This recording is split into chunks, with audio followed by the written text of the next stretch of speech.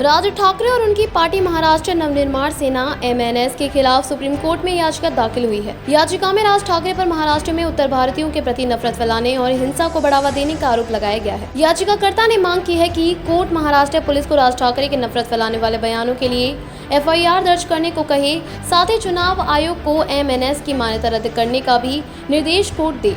उत्तर भारतीय विकास सेना नाम की राजनीतिक पार्टी के अध्यक्ष सुनील शुक्ला ने यह याचिका दाखिल की है कि शुक्ला ने बताया कि वह मुंबई में ही रहते हैं और अपने पार्टी के जरिए महाराष्ट्र में रहने वाले उत्तर भारतीयों के अधिकारों की रक्षा के लिए आवाज उठाते रहते हैं। इस कारण एमएनएस से जुड़े लोगों ने उनकी पार्टी के दफ्तर पर भी पिछले साल हमला किया था। वकील श्रीराम परक्कट के जरिए दाखिल याचिका में सुनील शुक्ला ने बताया कि उन्होंने राज ठाकरे और उनके कार्यकर्ताओं के खिलाफ कई बार महाराष्ट्र के मुख्यमंत्री, डीजीपी और मुंबई के पुलिस कमिश्नर को शिकायत भेजी, लेकिन अब तक कोई कार्रवाई नहीं की गई है। उन्होंने चुनाव आयोग को भी एमएनएस की मान्यता रद्द करने के लिए ज्ञापन दिया, लेकिन आयोग ने भी कोई कार्यवाही नहीं की।